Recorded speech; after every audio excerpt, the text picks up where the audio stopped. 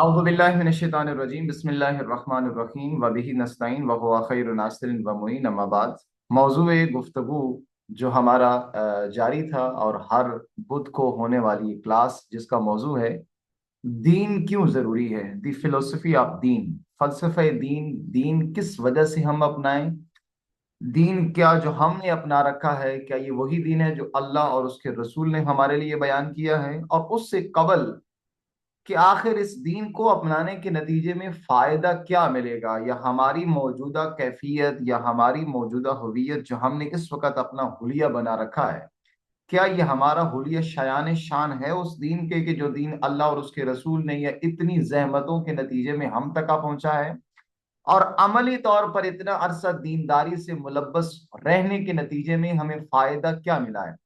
अब तक की गुज़श्ता दो क्लासेस में हमने इस मौजू को खोल कर बयान करने की कोशिश की है कि मौजूदा दीनदारी, जिस चीज को हमने नाम दीन दे रखा है और हमने उसको दीन के नाम पे थाम रखा है, उसको सुबह शाम दीन का नाम दे दिया है। हमने गुज़श्ता दो क्लासेस में किसी हद तक इसको वाजे करने की कोशिश की है कि ये दीन नहीं है, ये वो हमारी अपनी सेल्फ रिस्पेक्ट के उन्वान से, अपनी मुआशरती इज्जत बढ़ाने के लिए या अपने नफ्स की इत्तिबा के लिए चंद दीगर अनावीन के साथ हमने इसको दीन का एक उन्वान दे दिया, दरहाली कि ये दीन नहीं है बल्कि हमारी अपनी मनमानी है जिसपे हम सुबह शाम कारबंद हैं और हम उसको गलती से दीन का नाम दे देते हैं। कल की जो गुज़श्ता हमारी क्लास हुई है उसमें हमारी गुफ्तगू यहाँ तक पहुंची थी कि दीन के मुतालिक हमारी ये मौजूदा सारी खाम तस्वीरें व गलत तस्वीरों की बुनियादी वजह हमारा दीन के मुतालिक दुरुस्त शनाख्त ना रखना है। दीन का मौजू है इंसान। दीन के बारे में मुकम्मल आगाही, मुकम्मल मारिफत हम उस वक़्त इसको इख्तियार कर सकेंगे कि जब हम सबसे पहले इंसान के बारे में, चूंकि दीन इंसान के लिए है, लिहाजा जब तक इंसान समझ में नहीं आता तब तक दीन का मौजू समझना हमारे लिए मुश्किल होगा, या अगर आप कह सकते हैं तो नामुमकिन होगा। दीन का मौजू उस वक्त इंसान को समझ में आ सकता है जब इंसान के लिए खुद इंसान हल हो जाए। और ये हदीस है कि मन आरफ नफ्सहू फकद आरफ रब्बा। जिसने अपने नफ्स को पहचान लिया उसने गोया अपने रब को पहचान लिया। और सिर्फ रब को नहीं पहचान लिया बल्कि हर चीज जो इंसान से मुताल्लिका है उसकी मारिफत इंसान को दुरुस्त और दकीक आगाही तब हासिल होगी जब इंसान को अपने बारे में मुकम्मल आगाही हो, या अपने से मुतल्लिका चीजों के बारे में। और दीन इंसान के लिए एक बुनियादी कलीद है कि जिसको अपना कर, जिस निसाब को फॉलो करके इंसान ने अपने मकसद खिलकत तक पहुंचना है। लिहाजा आइए हम समझने की कोशिश करते हैं और बयान करने की कोशिश करते हैं कि आखिर ये इंसान की हकीकत क्या है। क्या इंसान के मुतालिक भी वही हकीकत है जो हमने अपने जहनों में बना रखी है, या इंसान के मुतालिक एक दुरुस्त तस्वीर व एक दुरुस्त एंगल और भी है जो अल्लाह और उसके रसूल और आइम्मा अहले बैत अलैहिस्सलाम ने अपने कलाम के अंदर इस चीज की वजाहत की है कि इंसान बुनियादी कलीद, यानी इंसान किसे कहा जाता है। जरा इस नुक्ते को हम कोशिश करेंगे थोड़ा सा डिटेल के साथ बयान करने की, चूंकि अगर ये नुक्ता वाजे हो गया ज्यादा तो हमारे लिए दीन का मौजू या ये प्रॉस्पेक्टस समझना हमारे लिए आसान हो सकेगा। एक बुनियादी नुक्ता हम जहां से आगाज करते हैं और वो है इंसान को जो हम कहते हैं अशरफुल मखलूक। तवज्जो कीजिएगा, खुदावंद मुताल ने इस शाहकार के बारे में जब इंसान को खल किया। अब मेरी कोशिश है यहाँ पे दूसरे दर्जे की बात ना हो या वजाहत ज्यादा ना हो सके, मैं इजमाली बात करूंगा क्योंकि टाइम हमारी पास क्लास लिमिट सिर्फ टोटल इस वक्त शायद 34 मिनट रह गए हैं। तो मेरी कोशिश होगी कि इस क्लास के दरमियान दौरान इजमाली गुफ्तगू हो और मतलब आप तक पहुंच सके। बाकी इसकी वजाहत इंशाल्लाह सवालों जवाबात के जरिए से आप ग्रुप के अंदर करेंगे ताकि ये वहां पे मौजू ज्यादा निखार पैदा कर सकता है। पूरे एक हफ्ते का वक्त हमारे पास होता है। लिहाजा इंसान के लिए जो अल्लाह ताला ने सबसे पहले इम्तियाजी उन्वान दिया, जब इंसान को खल किया तो खुदावंद मुताल ने अपने आप को मुबारकबाद दी। फतबारकल्लाहु अहसनुल खालिकीन। कितनी बाबरकत है जात, या मुबारकबाद के मुस्तहिक है वो जात जिसने अहसनुल खालिकीन, जो सबसे ज्यादा अहसन खल करने वाला, यानी अल्लाह अपने आप को, अपनी जात को इस अजीम इंसान जैसे शाहकार की खिलकत के बाद अल्लाह ताला ये अनुमान दे रहा है, यानी पैदाइश से ही, इस जिस्मानी ढांचे की इब्तदा से ही, वह इस खिलकत से ही अल्लाह ताला ने इंसान को एक ममताजी हैसियत, बाकी सबसे जुदागाना इंसान को हैसियत देकर बाकी तमाम मखलूकात से अशरफ करार दिया है और आला करार दिया है। यहां तक कि वो मुकालमा आप सबके ज़हनों में होगा कि जो अल्लाह और उसके फरिश्तों के माबैन हुआ कि जब खुदावंद मुताल ने हजरत आदम अलैहिस्सलाम को खल किया, ये अव्वल इंसान, तो फरिश्तों ने क्या कहा कि परवरदिगार, अतज अलो फीहा युफ्सिकुद्दिमा, कुरान करीम की जो आयत, कालू, क्या परवरदिगार, क्या आप उस इंसान को खल करने जा रहे हैं कि जो ये इंसान यस्फिकुद्दिमा, जो कत्ल करेगा, खून बहाएगा, फितना और फसाद फैलाएगा जमीन के अंदर, या इस इंसान की खिलकत का अमल अंजाम पाने जा रहा है? तो खुदावंद मुताल ने नफी नहीं की, बल्कि फरमाया, इन्नी अअलम मा ला तालमून, मैं वो जानता हूँ जिस चीज को तुम नहीं जानते, यानी मैं ज्यादा इस चीज के बारे में आगाही रखता हूँ। वो क्या वजाहत है? एक बहुत खूबसूरत गुफ्तगू का नतीजा है जो हमारी गुफ्तगू वहां पे पहुंचेगी, जो फरिश्तों और अल्लाह के माबैन ये कलाम हुआ, और दो पहलू इंसान के बयान किए गए। एक पहलू जो फरिश्तों ने इंसान के मुतालिक मुतारिफ करवाया, और दूसरा पहलू जो खुदावंद मुताल की जात ने इस इंसान के बारे में बयान किया। लिहाजा इंसान की खिलकत है और इंसान है तमाम मखलूकात से अशरफ। जितने भी अल्लाह की मखलूकात हैं, चाहे वो हैवानात हों, चाहे वो चरिंद हों, परिंद हों, हत्ता के फरिश्ते, उन तमाम के ऊपर अल्लाह ताला ने इंसान को वो ममताजी हैसियत दी है। अब वजह क्या है बुनियादी ममताजी हैसियत की, कि कैसे हम इसको डिफाइन करें कि इंसान कैसे मुमताज है बाकी मखलूकात से? तो जरा इस नुक्ते से समझने की कोशिश कीजिएगा। इंसान में और बाकी हम तमाम जानदारों को हैवानात के अंदर करार दें, तो बुनियादी तौर पर एक डिफरेंस है, और वो बुनियादी डिफरेंस क्या है? कि जितने भी हैवानात हैं, तमाम हैवानात को अल्लाह ताला ने गरीजा दिया है, जबकि इंसान को अल्लाह ताला ने इरादा दिया है। अब आप कहेंगे गरीजा और इरादा में क्या फर्क है? गरीजा कहते हैं कि ऑलरेडी जो चीजें किसी चीज के अंदर इंस्टॉल्ड हो और मजीद किसी किस्म की चीज इंस्टॉल करने की जरूरत ना पड़े, यानी पहले दिन से ही जो कुछ दे दिया गया, अब इससे ज्यादा उसके अंदर इस्तेदाद नहीं है कि वो किसी चीज को मजीद सीख सके। यानी हैवानात के अंदर गरीजा होने का क्या मतलब है? यानी कि इन तमाम माजरत खां, दरमियान में वो सिग्नल की प्रॉब्लम की वजह से क्लास मैं दोबारा शेयर कर देता हूं। लिहाजा यहां पर अब एक बुनियादी कलीद है कि आखिर ये इंसान जिसको अल्लाह ने इरादा दी और हैवानात को दिया गरीजा, गरीजा किसे कहते हैं? गरीजा यानी कि तमाम जितने भी हैवानात हैं, अल्लाह ताला ने उनके अंदर चिप डाल दी है, यानी कि जो कुछ पहले दिन से उनको बता दिया गया, वो उससे ज्यादा एक चीज भी नहीं सीख सकते। उनके अंदर सीखने की, समझने की सलाहियत नहीं है। यानी ऑलरेडी जो कुछ उनके अंदर, जैसे आप होता है कि आप मोबाइल जब खरीदते हैं तो मोबाइल के अंदर कुछ एप्स ऑलरेडी इंस्टॉल होती हैं, आपको इंस्टॉल करने की जरूरत नहीं पड़ती। ये जो ऑलरेडी इंस्टॉल्ड हैं और मजीद आपको उन चीजों के बारे में नहीं इंस्टॉल करने की जरूरत पड़ती, वो जो चीजें ऑलरेडी इंस्टॉल हैं, ये हैवानात के अंदर वही अल्लाह ताला ने बतौर गरीजा पैदाइश के वक्त ही इनके अंदर वो चीज डाल दी गई है।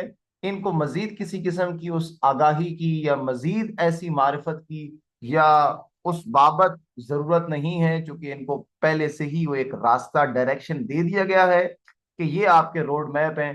जैसे आपने देखा होगा कि हैवान पैदा होते ही अपने पाँव पे खड़ा हो जाता है कुछ मिनटों के बाद, और उसे पता होता है कि मैंने दूध कहाँ से पीना है, मैंने क्या चरना है और क्या करना है।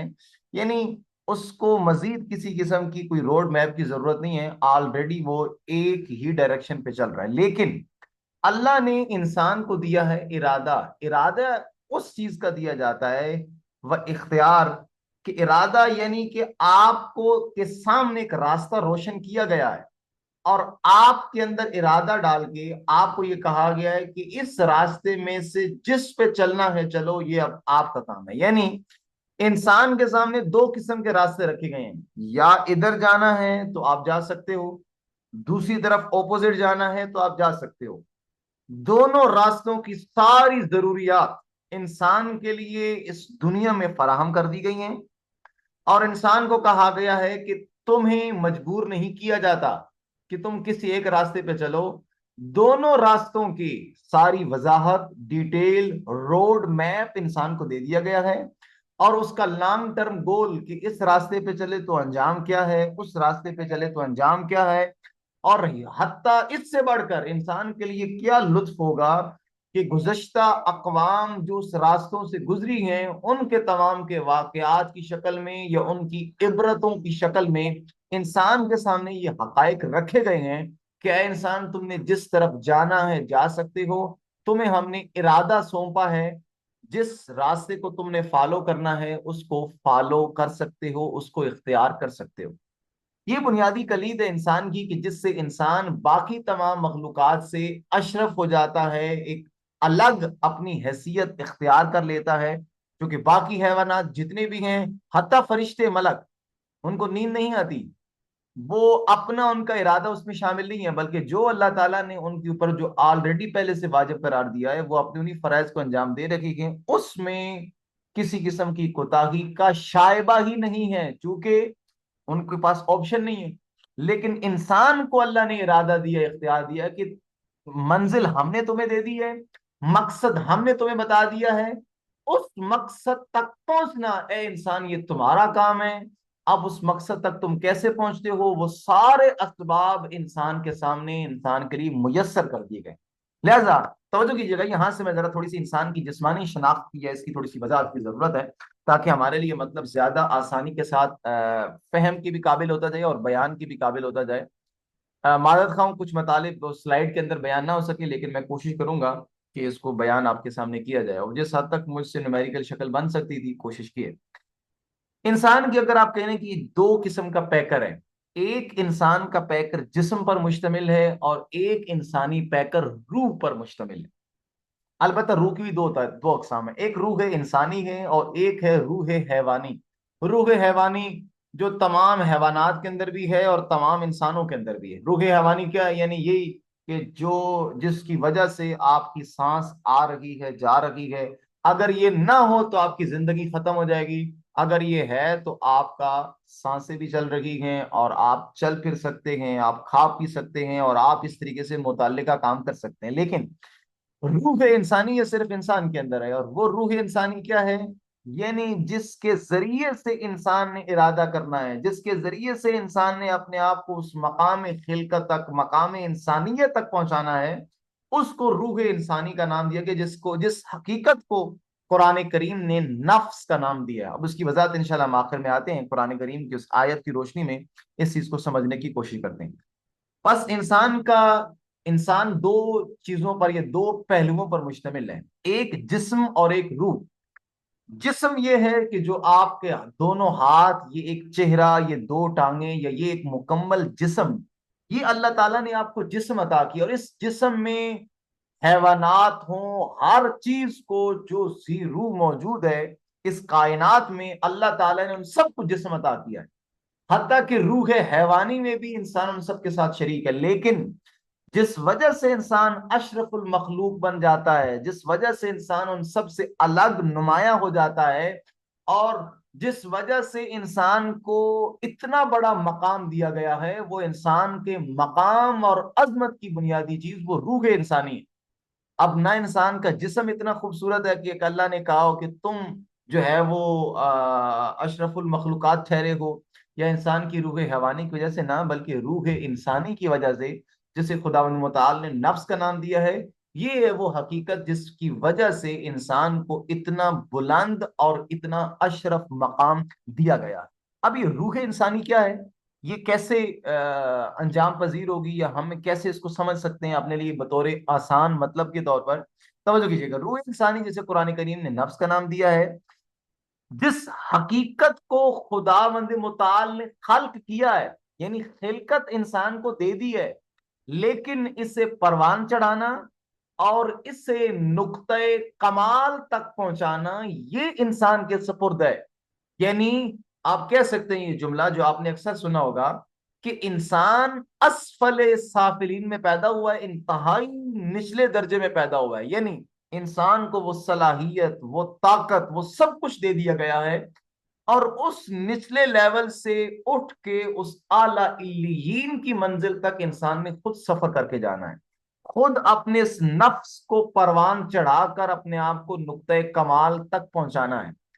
यहां तवज्जो कीजिएगा, इस नुक्ते कमाल तक पहुंचाने के लिए अल्लाह ने इंसान को इरादा व इख्तियार दिया है कि भाई, इस अपनी रूह को व इस नफ्स को जिसकी वजह से हमने तुम्हें इतना मकाम बाला दिया है, ये हम तुम्हें ऑलरेडी बना के नहीं दे रहे। तुमने अपनी इस इंसानियत को, ये इस नफ्स को खुद परवान चढ़ाना है, खुद अपने आप को उस नुक्ते कमाल तक पहुंचाना है। और नुक्ते कमाल तक पहुंचाने के लिए हम आपको इरादा दे रहे हैं और इख्तियार दे रहे हैं। आपके सामने दो रास्ते रखे गए हैं, इन दोनों रास्तों में जिसको इख्तियार करना चाहो, लेकिन तुम्हारा कमाल क्या है कि इस रास्ते पे जिस पे चल के तुम्हारा अंजाम वो मकाम खिलकत का हुसूल है, इस पे खुद तुमने अपने इरादे को इस्तेमाल करके उस मकाम बाला तक पहुंचने की कोशिश करनी है। लिहाजा हम यहां पर ये जुमला कह सकते हैं कि इस दुनिया में, अब ये खुलासा है, इसकी पिछली गुज़श्ता सारी गुफ्तगू का खुलासा मैं जुमले में कर रहा हूं, ताकि जगह जगह पे रोक कर आपके लिए गुज़श्ता मौजू जो है वो आपके लिए फहम के या जहन में आपके लिए बैठता जाए। तो क्या हम कह सकते हैं वो जुमला कि इस दुनिया में इंसान बनकर नहीं आया, बल्कि इंसान बनने के लिए आया है। इंसान को जिस्म व खिलकत का खाली पैकर इंसान को अल्लाह ताला ने दे दिया है, लेकिन इसको बरूए कार लाना व अपने इरादे और इख्तियार को इस्तेमाल करके अपने आप को उस मकाम बाला तक, उस मकाम इंसानियत तक पहुंचाने की कोशिश करना, ये इंसान के खुद सुपुर्द है। यानी इंसान अभी बनकर नहीं आया, अभी एक आप कह सकते हैं जैसे खाली प्लाट नहीं होता। आप मैं इस वक्त जिस मकाम में बैठा हूं, ये तकरीबन 2 से 3 मंजिला बिल्डिंग है। अब ये 2 से 3 मंजिला बिल्डिंग बनने से पहले खाली प्लाट था, या आप जिस घर में अपने बैठे हैं, ये घर पहले ऐसे नहीं था कि इब्तदा से ही घर था ना। ये घर पहले खाली प्लाट था, खाली प्लाट के ऊपर सीमेंट, बजरी और इस तरह की सारी चीजें बरूकार लाई, और बरूकार लाकर आपने एक बिल्डिंग बना दी। यानी क्या किया आपने, आपको खाली प्लाट मिला, उस खाली प्लाट के ऊपर ये सारा मटेरियल एक तरतीब के साथ इस्तेमाल करके आपने एक बिल्डिंग बना डाली, बिल्कुल एज इट इज। इंसान को अल्लाह ताला ने जिस्म की शक्ल में और तमाम सलाहियतों की शक्ल में खाली प्लाट दे दिया है। इस खाली प्लाट के ऊपर बुनियादी और सबसे बड़ा महवरी मटेरियल वो है इरादा और अख्तियार। और इंसान के सामने वो तमाम हकायक बयान किए गए, रखे गए कि भाई इन तमाम हकायक को बरूए कार लाकर इरादे के जरिए से अपने आप को इस बिल्डिंग को परवान चढ़ाना है, और अपने आप को उस मकाम इंसानियत तक आपने खुद पहुंचाना है। लिहाजा अब तक की गुफ्तगू का नतीजा आप सबके जहनों में अगर हो या किसी किस्म का सवाल हो, तो यहां तक आप ग्रुप में भी कर सकेंगे और यहाँ मैसेज में भी कर सकते हैं कि इंसान इस दुनिया में इंसान बनकर नहीं आया, बल्कि इंसान बनने के लिए आया है। इस बात से आगे जरा बढ़ाने के लिए मैं आपके लिए थोड़ा सा एक कलीद आसान कर देता हूं, तवज्जो कीजिएगा। एक है बिलकुवा इंसान और एक है बिलफेल इंसान। ये जरा नुक्ता समझने की कोशिश की, थोड़ी सी थ्योरी अगर आपके जहन में आ गई तो आपके लिए बात आसान हो सकेगी। बिलकुआ इंसान किसे कहते हैं? बिलकुआ इंसान ऐसा इंसान जिसके अंदर हर किस्म की ताकत, हर किस्म की सलाहियत अल्लाह ताला ने रख दी है कि भाई तुम जो करना चाहो कर सकते हो। हर किस्म की एबिलिटी हमने तुम्हें दे दी है कि भाई अब तुम्हारा काम है कि अपने आप को परवान चढ़ाओ या अपने आप को उस नुक्ते बाला तक या उस कमाल तक पहुंचाओ। तमाम कुव्वत, तमाम ताकत हमने तुम्हारे सुपुर्द कर दी है। और दूसरा है बिलफेल इंसान। बिलफेल इंसान कौन? जो अपनी तमाम सलाहियतों को, अपनी ताकत को बरूए कार लाकर इस्तेमाल करके मकाम इंसानियत तक पहुंच चुका है। ये जहन में रखिएगा। अब इस गुफ्तगू के नतीजे में आपके जहन में ये आ चुका होगा कि ये जो हमारा जिस्म है, जिसमें ये दो हाथ हैं, ये जो हमारी जुबान काम कर रही है, या आपके कान सुन रहे हैं, ये सारे का सारा ढांचा, ये इंसान है ना। ये इंसानियत नहीं है ना, ये इंसान है। ये इंसान का जिस्म है, इंसान का पैकर है, इंसान का ढांचा है। और इसको नाम अल्लाह ने मजाजन इंसान का दिया है, ये हकीकत में इंसान नहीं है। अगर आपने कहना है इंसान, तो ये बिल्कुल इंसान है। बिल्कुल इंसान क्या? यानी इंसान बनने की सारी कुव्वत, एबिलिटी, ताकत, सलाहियत अल्लाह ताला ने इस इंसान के अंदर रख दी है। और ये इंसान कब हकीकी हकीकी इंसान यानी बिलफेल इंसान कब बनेगा? जब अपनी इन तमाम सलाहियतों को इस्तेमाल करके अपने इरादे व अपने इख्तियार से जब ये अपने आप को मकाम बाला तक पहुंचा देगा, उस वक्त इस इंसान को बिलफेल इंसान कहा जा सकेगा। लिहाजा बिल्कुल इंसान जिसके अंदर ताकत और सलाहियत सब कुछ है इंसान बनने की, लेकिन वो अभी मौजूदा इंसान नहीं है। और हम सब की इस वक्त हैसियत बिल्कुल इंसान की है, जो कि हमारे अंदर इंसान बनने की ताकत और कुवत है, लेकिन हम बिल अमली तौर पर इंसान नहीं है। और बिलफिल हम इंसान उस वक्त बनेंगे जब ये तमाम सलाहियतें हमारी उस नुक्ते कमाल तक पहुंच सकेंगी। तो उस सूरत में ये कहा जा सकेगा यहाँ कि ये वाकई इंसान कामिल बन चुका है। इंसान कामिल को दरअसल बिलफेल इंसान कहा जा सकता है। और खुदा मुताल से हमारी दुआ है कि अल्लाह ताला हम सबको ये इंसान कामिल बनने की तौफीक इनायत फरमाए।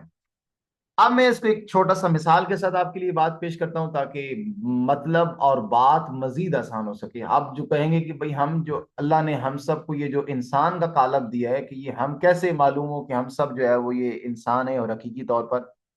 तो जरा इस नुक्ते को जरा समझने की कोशिश कीजिएगा। ये आपके सामने एक खजूर की गुठली है और एक खजूर का दरख्त है। आपसे सवाल पूछा जाए कि भाई आप ये जो खजूर की छोटी सी गुठली आपने पकड़ी हुई है, जो बीज पकड़ा हुआ है खजूर का, इस बीज को आप खजूर क्यों कह रहे हैं? जबकि ये तो खजूर खजूर तो कहते हैं दरख्त को, ये तो खजूर है कोई नहीं। आपने उस खजूर को, उस गुठली को नाम क्यों दिया? इस वजह से नाम दिया क्योंकि उस गुठली के अंदर एक खजूर का तनावर दरख्त बनने की तमाम सलाहियत, तमाम एबिलिटी, तमाम किस्म की ताकत उस छोटी सी गुठली के अंदर मौजूद है। और वो उसको अगर जमीन में दफन कर दिया जाए तो वो अपनी सलाहियतों को इस्तेमाल करके एक तनावर दरख्त बन सकती है। बिल्कुल वैसे ही इस नुक्ते को ध्यान में रखिएगा कि इंसान ये जो इस पूरे पैकर को, ये इस ढांचे को, दो हाथ और एक मुंह और दो टांगे रखने वाले या एक दिमाग रखने वाले इस ढांचे को जो इंसान कहा जाता है, इसको इंसान बिल्कुल इंसान कहा जाता है। क्यों? क्योंकि इसके अंदर सलाहियत है तमाम। अल्लाह ताला ने वो एबिलिटी, वो ताकत रख दी है कि जिसको बरूए कार लाकर इस्तेमाल करके ये इंसान इस मकाम बाला तक, इस मकाम खिलकत तक ये इंसान पहुंच सकता है। जैसे खजूर की गुठली अपनी ताकत और अपनी एबिलिटी की बुनियाद पर अगर उसे मौका मिले तो वो एक तनावर दरख्त में तब्दील हो सकती है। लिहाजा अब तक ये हमारे लिए मौजू वाज़ेह हो गया कि इंसान बनकर नहीं आया, बल्कि इंसान बनने के लिए आया। और इंसान बनने का सफर ये इंसान ने खुद तय करना है। और खुद तय करने के लिए मैं अपने अंदर मौजूद इन सलाहियतों को तरतीब के साथ इस्तेमाल करूंगा तो मैं मकाम बाला तक पहुंच सकता हूं। अब अगला सवाल कि भाई ये इंसान बिलफेल है, हकीकत किस चीज का नाम? आपने जो कहा कि इंसान ने बिलफेल बनना है, बिलफेल क्या इंसान बनेगा? क्या इस बाबत कोई हमारे लिए कोई है लाहे अमल जिसको हम आसानी के साथ रोड मैप कर सकें, मालूम कर सकें कि इंसान ने बिलफेल किस मकाम तक पहुंचना है? तो बिलफेल इंसान बनने के लिए कुरान करीम ने बहुत खूबसूरत मंशूर जो सूरह शम्स के अंदर दिया है, जिसके बारे में उलमा लिखते हैं कि खुदावंद मुताल ने पूरे कुरान करीम में जो इस सूरत के अंदर बात बयान करने का अंदाज अपनाया, वो किसी और सूरह के अंदर नहीं। किसी सूरह में अल्लाह ताला ने एक कसम उठाई, किसी में दो, किसी में तीन, किसी में पांच, पांच से ज्यादा अल्लाह ने किसी सूरत के अंदर कोई कसम नहीं उठाई। टोटल 114 सूरतों में से 44 ऐसी सूरतें हैं जिसमें अल्लाह ताला ने कसम का सहारा लेकर अपनी बात को बयान किया है। लेकिन सूरह शम्स कुरान करीम में वो वाहिद सूरह है जिसमें अल्लाह ने 11 कस्में उठाकर कायनात के मुख्तलिफ हकायक की बयान करके उसकी कस्में उठाकर एक निहाई मतलब को बयान किया है। ये ज़हन में रखिएगा, तवज्जो तलब ये नुक्ता है। और उलमा लिखते हैं कि ये अल्लाह का इस आयत के अंदर, ये सूरा के अंदर बयान करने का अंदाज ऐसे लगता है जैसे पूरा कुरान पहले वाला एक तमहीद था, एक मुकद्दिमा था। और ये 11 कस्में उठाने के बाद जो अल्लाह ने बुनियादी महवरी नुक्ता बयान किया इंसान के बारे में, इससे अगला सारे का सारा कुरान, ये अगली सारी सूरतें वो इसी एक मंशूर की और इस एक हुक्म व दस्तूर की वजाहत करती हुई नजर आती हैं। वो क्या है? बिस्मिल्लाहिर्रहमानिर्रहीम, वश्शम्स व दुहाहा, सूरज की कसम, व जुहाहा, और जब वो मुकम्मल ताबनाकी की कैफियत में सूरज होता है, इसके चमकने की कसम, या उसकी जब मुकम्मल आबोताब में आ जाए। वल कमर, और चांद की कसम, इदा तलाहा, जब ये सूरज के गुरूब होने के फौरन बाद ताली बन जाए, यानी फौरन आसमान पे आ जाए। वन नहार इदा जल्लाहा, और दिन की कसम, इदा जल्लाहा, जब मुकम्मल जलवगर हो जाए। वल्लैल इदा यगशा, और रात की कसम, जब मुकम्मल दिन की रोशनी को मुकम्मल डबो दे और उसके ऊपर मुकम्मल तारीकी छा जाए। वस्समाए, और आसमान की कसम, वमा बनाहा, और जिसने इस आसमान को मुरतब किया है, बनाया है, उसकी कसम। वल अर्ज़े, और जमीन की कसम, वमा तहाहा, जिसने इस जमीन को बिछाया है। व नफ्सिम वमा सव्वाहा, और नफ्स की कसम, यहाँ पे उस रूह इंसानी की बात हो रही है। व नफ्सिम वमा सव्वा, और इस नफ्स इंसानी की कसम। वमा सव्वाहा, और जिसने इसको मुसव्वा किया है, जिसने इसको इतना खूबसूरत मुरतब करके मुदव्वन करके बनाया है।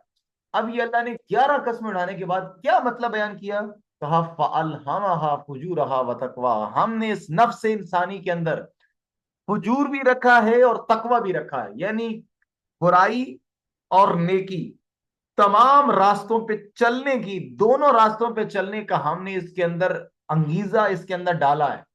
लेकिन कामयाबी इंसान किस किस किस इंसान की है? बिलफेल इंसान। कौन सा इंसान कहलाएगा? कि कद अफलह मन जक्काहा, बेतहकीक कामयाब हो गया वो इंसान, मन जक्काहा, जिसने अपने नफ्स को पाकीजा कर लिया, अपनी पाकीजगी का रास्ता चुन लिया। यानी क्या क्या मतलब? फुजूर और तकवा, तकवा वो तमाम एक रोड मैप है इंसान की तर्ज जिंदगी का व जिंदगी का, जिस पर मुश्तमिल इंसान की जिंदगी गुजरेगी, या जिस पर मुश्तमिल जिसके मुताबिक इंसान ने अपनी जिंदगी गुजारनी है, वो इलाही तर्ज जिंदगी। और फजूर इलाही तर्ज जिंदगी के मुकाबिल, फजूर में आबाई तर्ज जिंदगी भी है, शैतानी तर्ज जिंदगी भी है, नफ्स की हवा व हवस भी है। वो तमाम किस्म की फजूर की तर्ज जिंदगी में शामिल हो जाता है। अब अल्लाह क्या फरमा रहा है? कद अफलका, कामयाब, बिलफिल वो इंसान कौन बनेगा? मन जक्का, जिसने इस नफ्स को पाकीजा बना लिया, जिसने इस नफ्स को परवान चढ़ा लिया।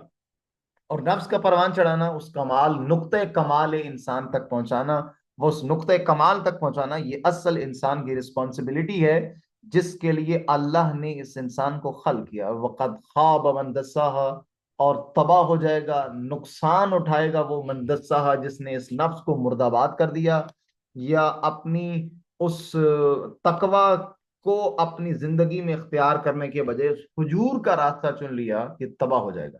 और ये अल्लाह का वो मंशूर है कि जो बिलफेल इंसान बनने का एक मुकम्मल सफर है। अलबत्ता आज की गुफ्तगू सिर्फ इंसान शनासी के समझने के लिए कुरान करीम की इस सूरत तक हमारा पहुंचना एक मुकदमा था, ताकि इंसान के लिए ये नुक्ता वाज़ेह हो जाए कि जिसके बारे में बताया गया है अहादीस के अंदर, कि मन अरफ नफ्सहु फकद अरफ रब्बा, कि जिसने अपने आप को पहचान लिया, उसने गोया अपने रब को पहचान लिया। ये जो अपनी जात को पहचानने का सफर है, कि कितना अहमियत का हामिल है, कि जिसके लिए वजाहत सूरह शम्स करती हुई नजर आती है। 11 कस्में उठाने के बाद इंसान के मुतल्लिक ये मंशूर की याद रखिएगा, बिलफेल वो इंसान कहलाएगा जिसने ये काम कर लिया, और जिसने अपने नफ्स को अपने हाल पे छोड़ दिया, अपने इरादे व इख्तियार को उस डायरेक्शन पे इस्तेमाल नहीं किया जिसके लिए अल्लाह ने मुकर्रर किया है। तो ये जिंदगी तबाह हाली की तरफ दो चार है, और इंसान की हलाकत यकीनी है। आइए बरादरान मुकर्रम, इंसान की खिलकत, इंसान की शनाख्त, चूंकि हम हमारा मौजूद गुफ्तगू दीन है, कि आखिर दीन क्यों अपनाएं, तो दीन का मौजू इंसान है, और इंसान की दुरुस्त वजाहत हमारे लिए समझना बाकी है। आज की गुफ्तगू में सिर्फ हमने एक तमहीद बांधी है कि कितना अहमियत का हामिल ये मौजू है इंसान, जिसके लिए अल्लाह इतनी मुख्तलिफ कायनात के हकायक की कस्में उठाकर इंसान के बारे में इतना अहम असासी मतलब बयान कर रहा हो। तो हमें चौकन्ना हो जाना चाहिए, हमें थोड़ा सा अपने अंदर वो हिस्सेवादार इख्तियार कर लेनी चाहिए कि आखिर इंसान का मौजू इतना आसान नहीं है कि हमने जो सुबह शाम अपने आप को दुनिया की चहल पहल के हवाले कर दिया है, जबकि इंसान की हकीकत क्या है, खुदावंद मुताल क्या इंसान के मुतालिक बयान फरमा रहा है। इसकी ताकीदी वजाहत और अहम वजाहत तो इंशाल्लाह हमारी अगली क्लास से होगी। अब तक के लिए यहाँ तक किसी किस्म का कोई सवाल हो तो आप कर सकेंगे, अलबत्ता सिर्फ यहाँ पे जूम मीटिंग खत्म होने में 3 मिनट बाकी है। किसी किस्म का सवाल मुख्तसर हो तो ये आप यहाँ पर भी कर सकते हैं। मजीद ये है कि इंशाल्लाह ताला ग्रुप में आपके लिए दस्तयाब होगा, वहाँ पे आप मुतल्लिका किसी किस्म का सवाल हो तो आप कर सकेंगे। अलबत्ता ताखीर की बाबत दरमियान में कुछ सवाल की जवाब में ताखीर आ जाए तो माजरत खाएं, जो कि पैरालेल 2 से 3 और क्लासेस भी साथ चल रही होती हैं, तो उन मौजूआत को भी टाइम देना इस बाबत थोड़ी सी मुश्किल बन जाती है। किसी किस्म का सवाल हो तो आप ग्रुप में कर सकेंगे। इस वक्त मेरे पास 2 मिनट 30 सेकंड बाकी रह गए हैं। आप सब बरादरान का अब आपका शुक्रिया, और कोशिश कीजिए कि जो क्लास का खुलासा और जो प्रेजेंटेशन ग्रुप में सेंड की जाती है, आप तमाम अहबाब उसको कोशिश